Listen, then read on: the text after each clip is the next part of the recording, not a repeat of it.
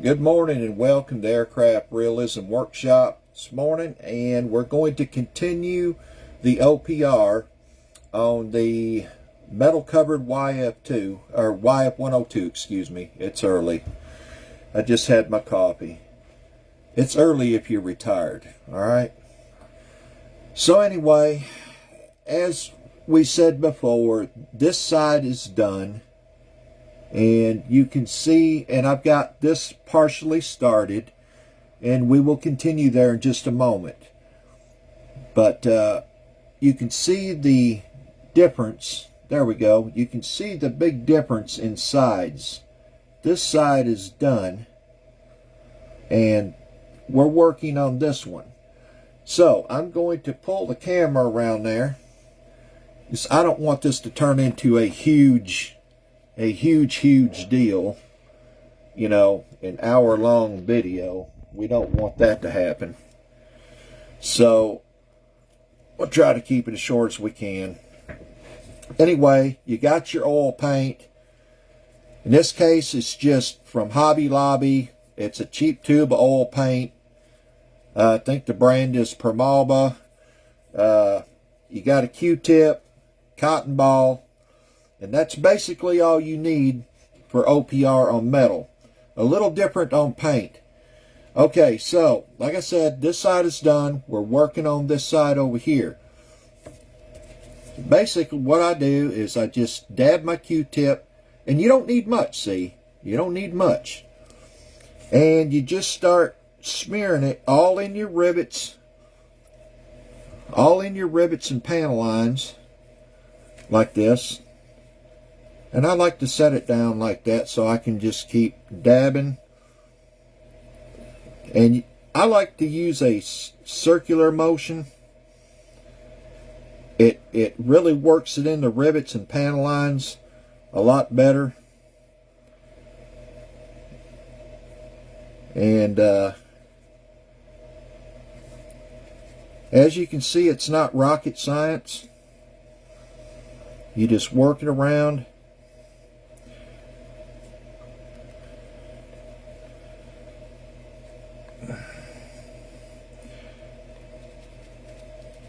And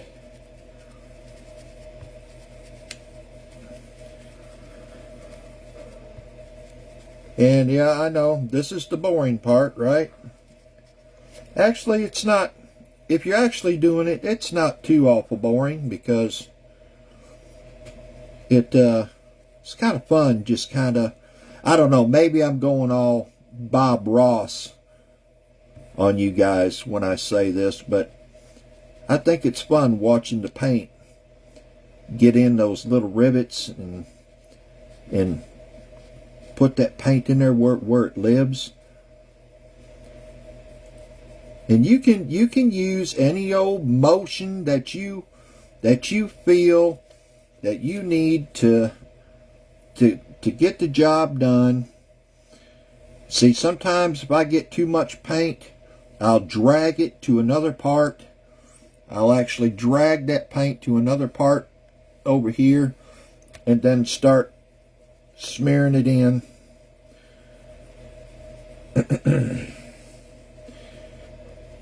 Now, some of you are probably saying, oh, well, you're ruining it now. You'll never get all that off of there. Sure I will. I can come back a week from now, leave it like this, come back a week from now and get it all off there. Clean it up. So, what I'm saying is it isn't stressful. Damn it. It isn't stressful. You can take your time doing it. The oil paint isn't going to dry up on you. See how I got it a little thick there, and I'm just kind of dragging it to another place there. Then I'll do my circular motion and work it all in there. The main thing is you want every one of them rivets. And believe me, if you miss one or two, they will shine. They will shine. You want them all colored in dark. And it's a little harder getting them ones right up and against something that's real close. You really got to smear it in there good. Really got to smear it up in there good.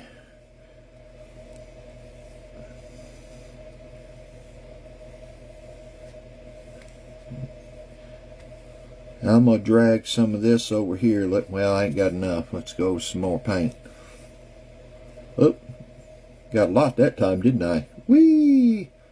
Whee! Let's be Bob Ross for a second. We'll just drag that. We'll just drag it. You don't live there. You need to live over here. Whee! Okay.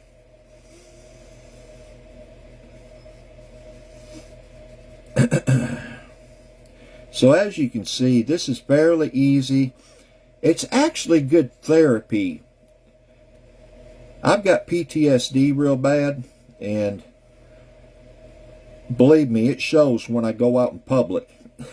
I don't like people. I don't like being in a crowd of people. And this is good therapy. It's very soothing. It's very calming. And another thing I like to do too, I don't do it right now on the air because Facebook won't allow it, but I like to put some jazz music on. I like jazz, or right now this time of year, Christmas music. I like Christmas music. See how I'm working it all in that leading edge? Because I've got rivets up on that leading edge. But this is real soothing, and it's just great therapy, I think.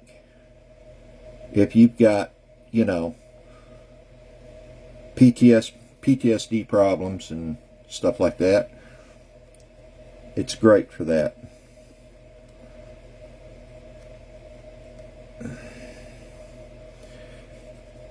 Them ones right along the edges are the hardest to get colored in, but not too bad. Not too bad. It's kind of like being a young kid again. You get to play and paint and color, and yeah, not bad. I see a bunch of messages there. I appreciate you all tuning in and commenting. I don't have my glasses on, so it's hard for me to see any of that right now. But I'll get to every one of you when I'm done here.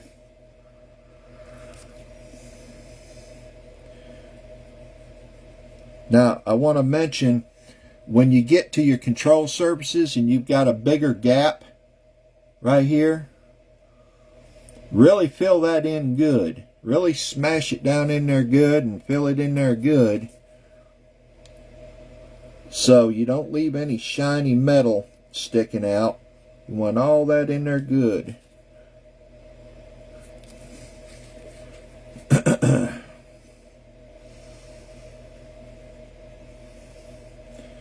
That's what I'm doing now, smashing all that down in that good. All up and against there, because I've got some shiny rivets yet. There we go.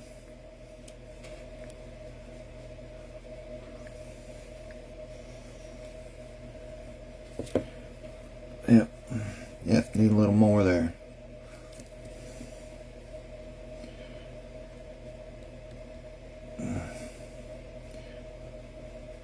Alright, get in there. There we go. There we go.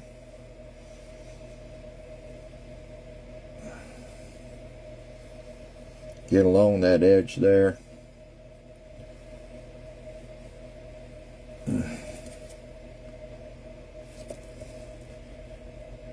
By the way, guys, need to check out my YouTube channel. There's a lot of how-to when doing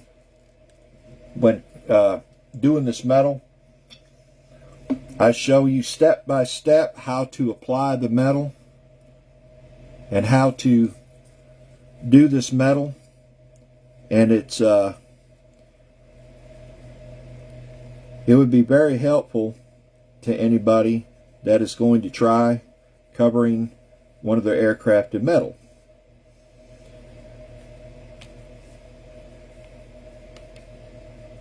Because this isn't a process you learn overnight.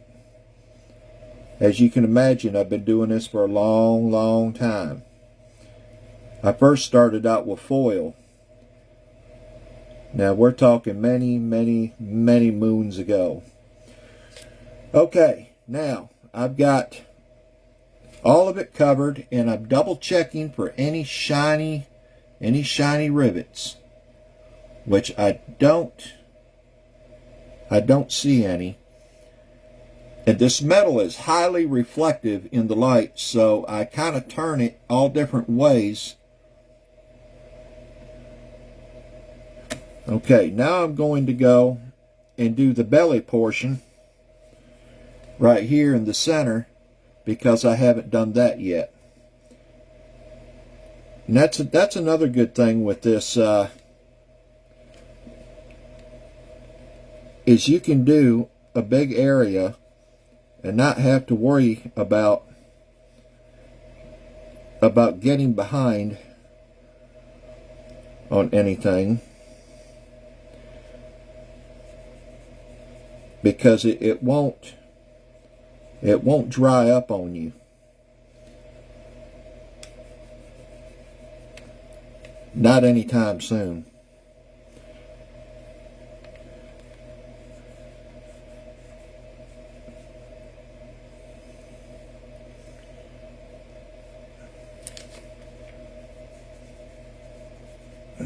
I've got quite a bit down in here, so I'm going to move it over here.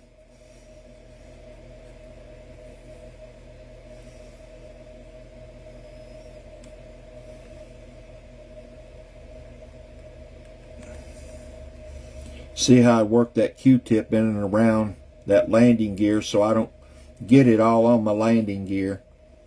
I don't want that all over everything.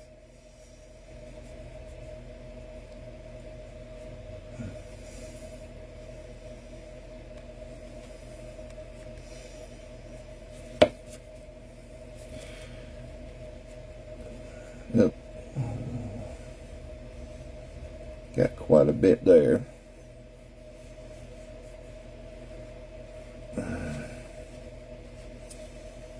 There we go.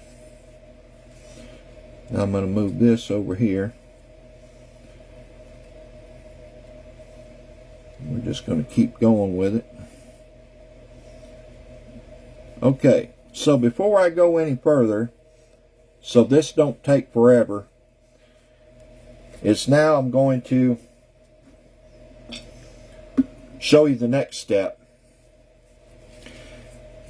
Now we got all this covered. Okay, we're going to take the clean end of the Q-tip, and we're going to lightly, no pressure at all hardly, and we're going to just start cleaning the metal. And the idea is to leave the paint behind in the rivets and the panel lines. If you're taking and removing the paint from the panel lines and the rivets at this point, then you're pressing too hard. So I'm just giving it a little bit of a clean with the toothpicks, with the Q-tip, and you better have plenty of them on hand, and just start cleaning the metal. And I'll actually just try to stay between the rivets for the most part, and just clean as I go. And you can see that Q-tip is getting rather filthy. There's a lot of paint coming off. A lot of paint coming off. Hey, there's a lot of that coming off. And you can go whatever direction you're comfortable with.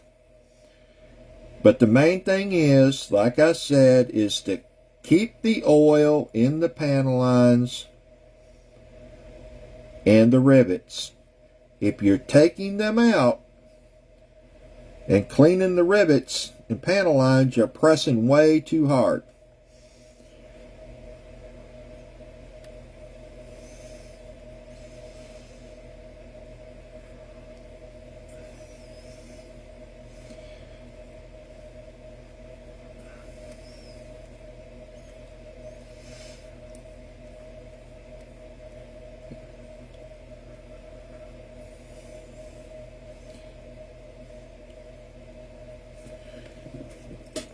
And it's going to take several of these Q-tips to do this.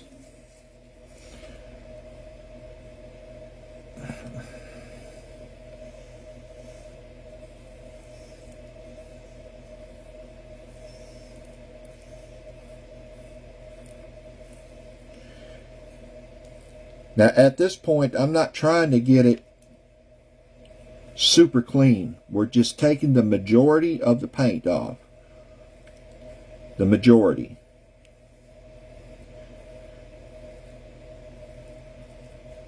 Okay.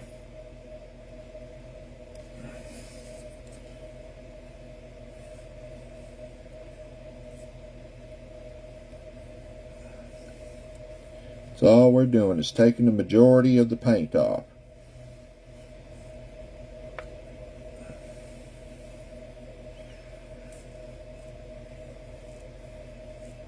And leaving the paint in the rivets and the panel lines.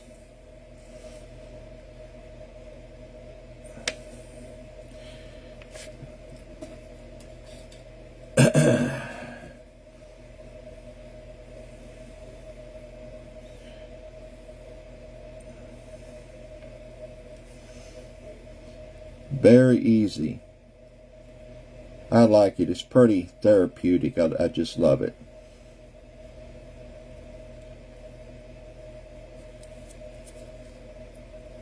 In fact, installing the metal is therapeutic for me. Although at times it can get very aggravating. At times it can be. But then again, if you watch my videos and stuff, it will give you all the tools you need to complete the job in the easiest fashion, instead of being aggravated.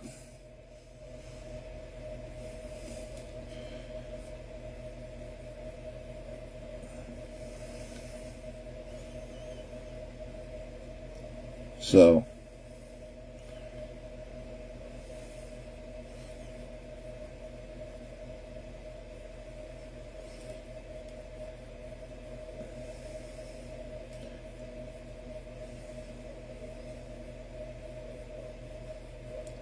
there we go. Just about there. Just about there. One more Q-tip probably.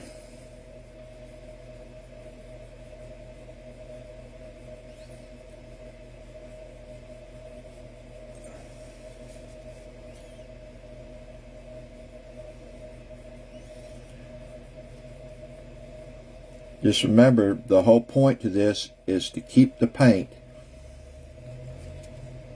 in the rivets and in the panel lines. If you're taking it out at this point, you're pressing way too hard.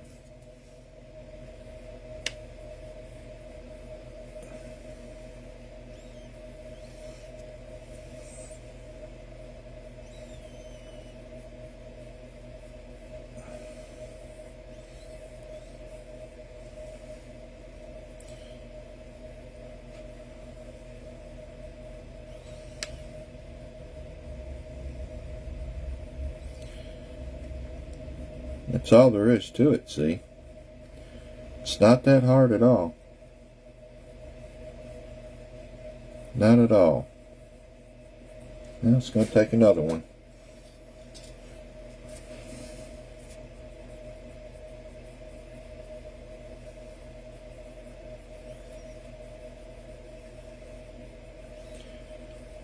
And I'm turning this Q-tip as I go,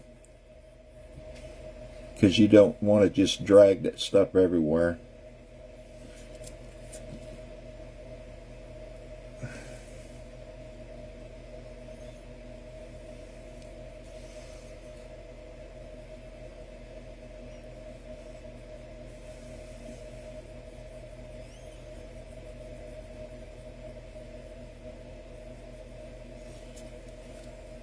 We're just about there. Just about there.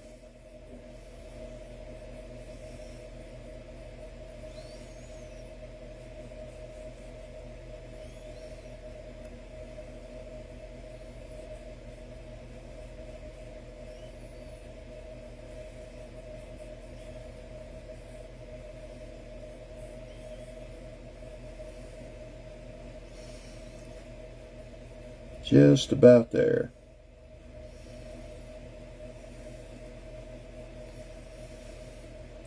And you'll be amazed at the detail that you created when you did your metal. You'll be really amazed at the detail.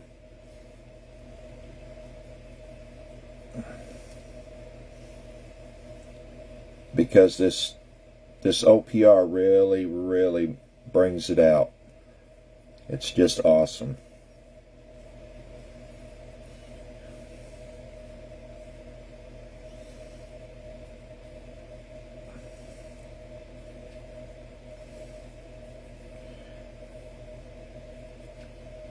That is really looking good there. All right. I think maybe just a little more down through here.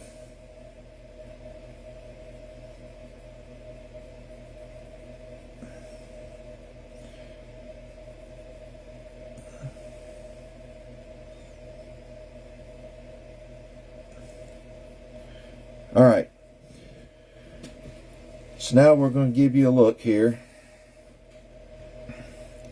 And now you can see both sides are done. Well, I mean, this one is actually done. This one, we still have one more step. But at this point, I'm going to leave it dry and set up and cure a little bit for a couple of hours before I do the last step. The last step is taking your dry cotton ball. You can see I've already used this one quite a bit on that other side. But what you're going to do is, once this dries and cures it a little bit, this is your last step. You're going to take and just clean the rest of it off like this with your cotton ball.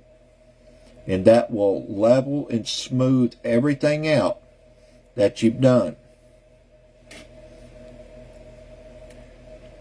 And then you'll end up with a nice pretty detail like this.